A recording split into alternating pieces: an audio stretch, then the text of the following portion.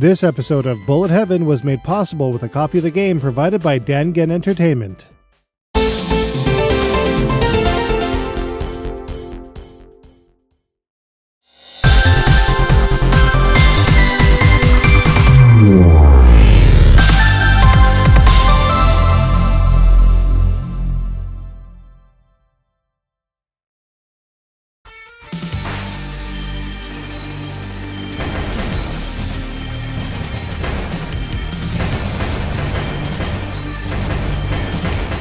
Sometimes, every so often, a game comes along that people go out of their minds over. Yet, I'm not sure there's been a game to date that has flooded our video comments, social media, and inboxes like Devil Engine has. So there's gotta be something to this, right? Devil Engine is a Yoko horizontal shooting game that was developed by Protoculture Games and released to the Nintendo Switch and Steam on February 21st, 2019 by publisher Dangen Entertainment. With the kind of attention and expectations we've seen of this game, you'd think that there was some huge innovation that turned the entire genre on its head. So what's the big fuss? Let's take a closer look.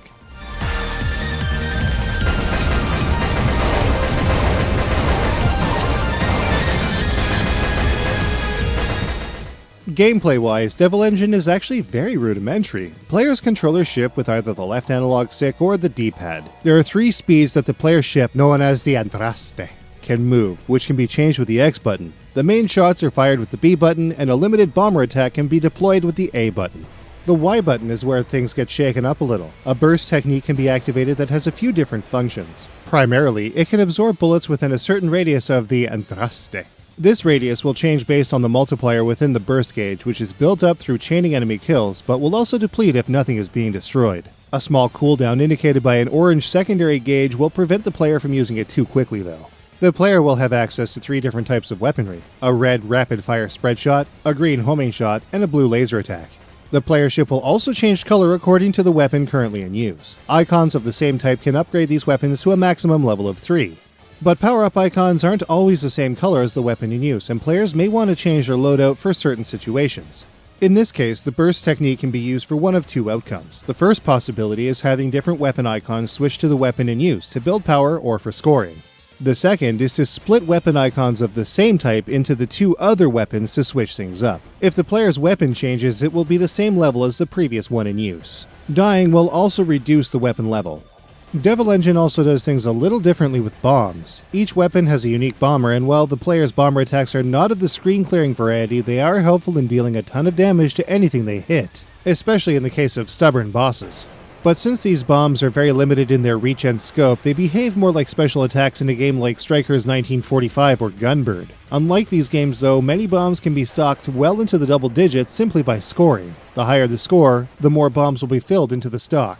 This allows for a pretty liberal use, but players should be careful. If the stock empties and a life is lost, it will not be refilled on the next life. A dark green gauge will show players their bomber progression, similar in a lot of ways to Ghostblade HD.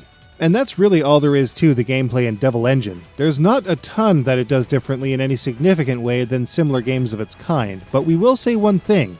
Devil Engine is a bit of a jerk with its difficulty and level structure. Players are going to die a freaking lot, which will more or less end up boiling the game down to memorization. Players will make it further just by remembering where specific patterns, attacks, formations, and extend medallions are going to be. It doesn't help that there is no real middle ground to its difficulty, with only the emasculating very hard and the embarrassing very easy difficulties available for players to take on. With very easy being a total misnomer since it's still mockingly difficult, complete with scathing taunts and a bright pink easy mode added to the corner of the screen.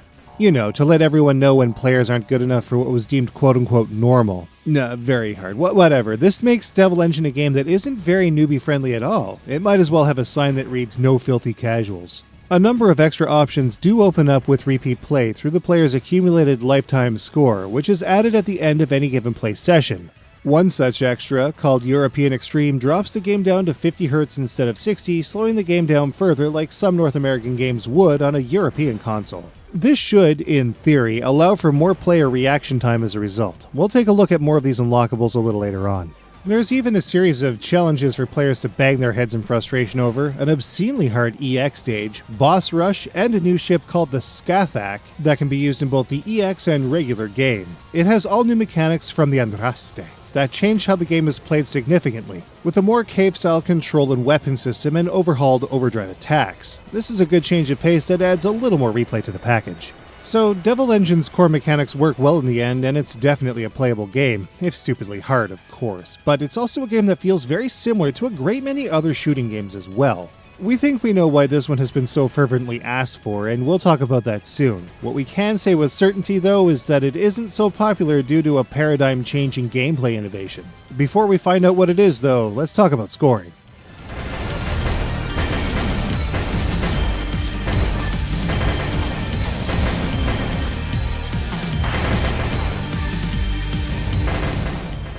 Devil Engine is also pretty simple when it comes to its scoring. Enemy destruction will make up the bulk of a player's in-game score, especially with the multiplier built up. All enemy values are boosted by the multiplied value in the gauge. The real risk comes with keeping this multiplier as high as possible for as long as possible, as the break will nullify it when used. Speaking of the break, absorbing broken bullets will also award the player with a few extra points apiece. Obviously, the more that are collected, the better. But of course, once again, this also erases the multiplier. A number of bonuses can also be obtained mid-stage as well. Collecting power-ups will increase the player's score by a set amount, but weapons of the same type will increase the score by 500 points when maxed out. This beats collecting 2 separate weapons of different types if players choose to split them up. Additional bonuses can be obtained by killing off mini-bosses quickly. The faster it can be done, the more points will be awarded in addition to the boss kill. There are also hidden protoculture emblems called Proteas that can make for a good boost in score. A Protea is hidden in every stage and can be collected for 1000 points if uncovered by being shot. This bonus will increase as more Proteas are collected as well. Of course, they're really difficult to collect as they bounce around the screen, and they can also be shot and destroyed completely without any bonus at all. So of course, players should be careful. Stage End is where players get a huge boost in points from various factors. Enemy kill percentage, number of boss kills, lives lost, bombs used, bullets absorbed, bursts used, power-ups obtained, and time taken will factor into a bonus score that is added to the player's current points to make the stage total. In the case of some factors like lives lost or bursts used, the lower the number, the better. A letter rank will then be awarded depending on how high the player scores. If the player continues though, this letter rank will stay at E. As mentioned before, score is critical to getting additional lives and bombs. A life will be awarded for every 50,000 points, while bombs are added to the Andraste for every 5,000 scored. In the end, when all is said and done, the scoring is once again very simple. Making matters slightly worse is that Devil Engine does not have online leaderboards on the Switch, though Steam leaderboards do exist. But what it does have instead of online leaderboards is a local leaderboard with a bunch of random entries from a predetermined pool. That's kinda neat, we guess. With the Switch version in specific, replay from scoring might be a bit on the limited side outside of posting on social media and various forums. Still, the scoring is just complex enough to be engaging and fun in the process.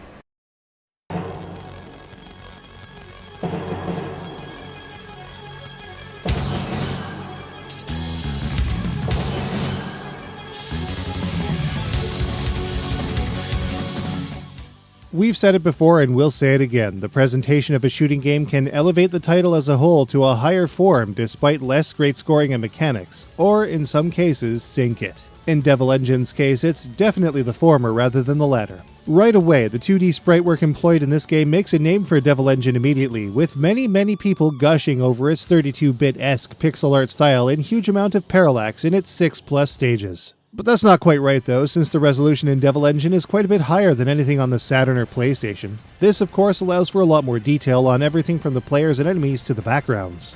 Enemy shots are pretty easy to see, with the option to change their color schemes to one of several unlockable, less headache-inducing ones. We prefer the pink sweets style. Despite this, some enemy attacks can be a little hard to see coming. The bombs from these ships in Stage 2, for example, blend in a bit too much against the muted background. In Stage 3, the lead-ins to the huge beam attacks are a bit too faded out and make anticipating the main attack more difficult than it ought to be.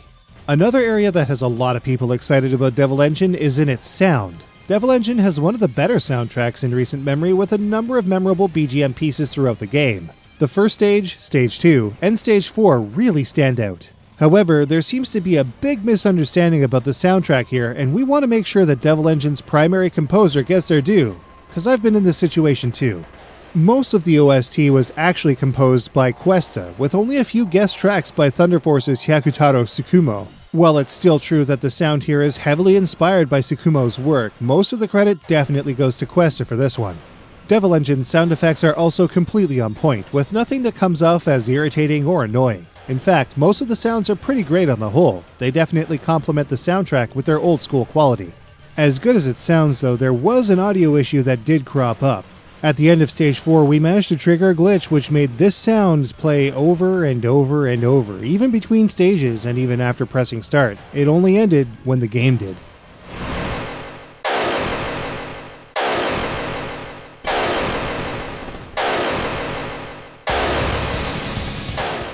The general UI in Devil Engine is top-notch as well, with a clean, easy-to-follow menu system and great design and style. Players can even change the overall look of the game with a number of unlockable filters, Game Boy and Virtual Boy style, low-res, scan-lined, even a scheme that mimics the superb Zero Ranger.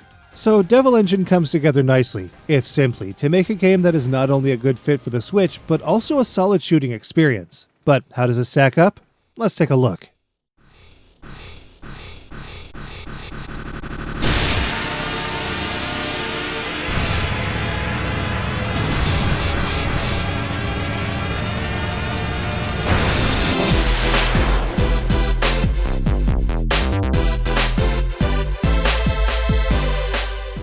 Devil Engine's control is excellent, with an intuitive controller setup whether on Joy-Cons or a Pro-style controller.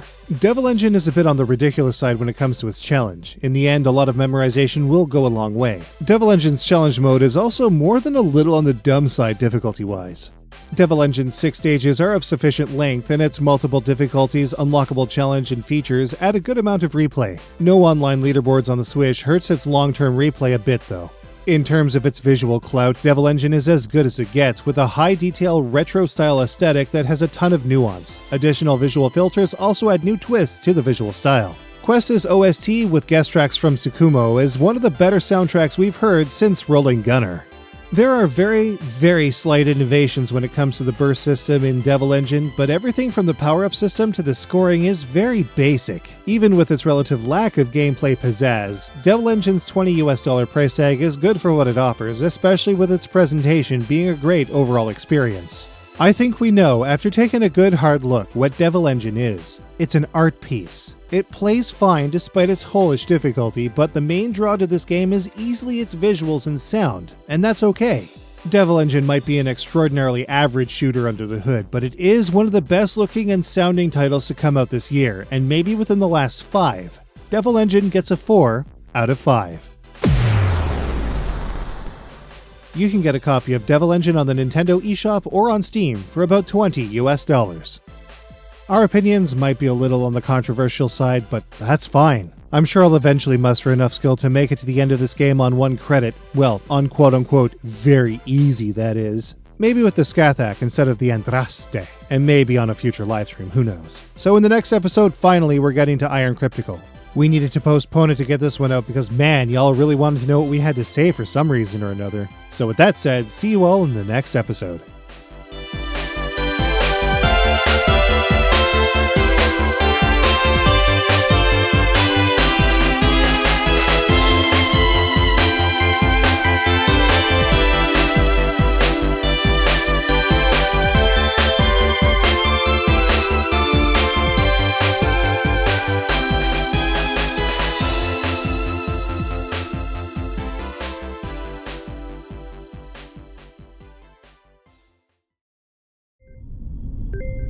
What the f***?